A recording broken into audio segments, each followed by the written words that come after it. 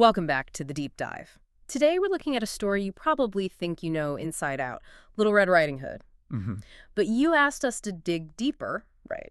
To pull out the really timeless lessons, stuff about trust, advice, things that actually apply now. Exactly. Yeah. That's the plan. We're not just retelling the story.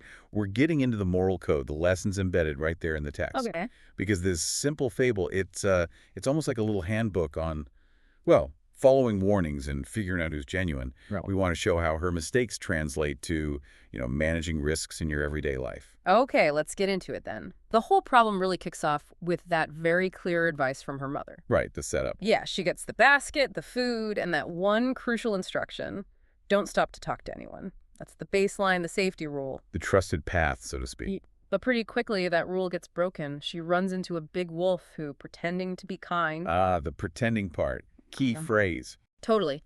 And what does she do? She tells him everything. Her destination, Grandma's house behind the forest. It wasn't just chatting, it was like critical info. And that's where we hit the first big lesson from the story's own moral things, is it always listen to the advice of those who care about you. Right. Her mistake wasn't just, being generally careless. It was ignoring a specific warning from someone she trusted, her mother. But hang on, isn't that a bit strict? I mean, she was just being polite, wasn't she? Answering a question. Do we really expect, like, everyone to treat every interaction as a potential threat? Well, in this context, yes. Because look at the consequence. That small failure, that little deviation to be polite, leads directly to the crisis. Okay. The second she gave away that info where Grandma lived, basically that attack vector, the wolf had everything he needed. He could get there first, yeah. Exactly. He runs ahead, does the whole impersonation thing, locks Grandma in the wardrobe. It shows that ignoring that protective advice, even for politeness, it costs you big time. So the lesson is, compliance with safety advice isn't rude, it's necessary. Pretty much. Now, what's really fascinating, I think, is how the deception works. Mm-hmm. The wolf gets her trust because he's pretending to be kind, not by being obviously scary. Right. The danger wasn't clear until, bam, the end. You know, the grandma, what big eyes you have Yeah. moment. And the ears, the teeth. Then the growl, all the better to eat you with. Terrifying. And that brings us right to the second part of the moral.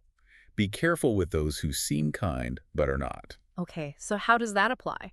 Well, it teaches caution, right? Mm-hmm. You need to look beyond the surface. The wolf looked kind, or at least harmless. Later, he looked like Grandma in her nightcap. So the appearance hid the real danger. Precisely. That kindness was a tactic. It's classic manipulation, really. Using a friendly approach to get past defenses. Think social engineering today. Ah, okay. Like a phishing email that looks legitimate or someone asking for just a small favor online. Exactly that kind of thing. The story tells you.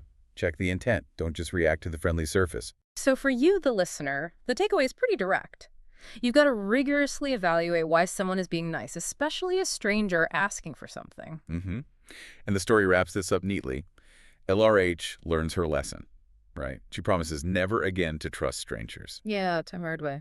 So our deep dive really confirms these two powerful, very practical lessons. One, value those specific warnings from people you trust, maybe more than being polite in the moment. Okay. And two, you really have to actively look past that surface kindness.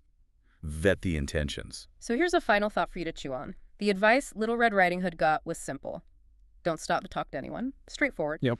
What are the modern versions of that, Worf? Those distractions or maybe those seemingly kind digital pop-ups or messages? You know, the quick survey, the random DM, the notification that pulls you off track. Mm-hmm. Pulls you off the path. Exactly. Off the path that your trusted sources, maybe your security training, your common sense, your actual friends advised you to stick to. Something for you to think about on your own journey through, well, today's woods.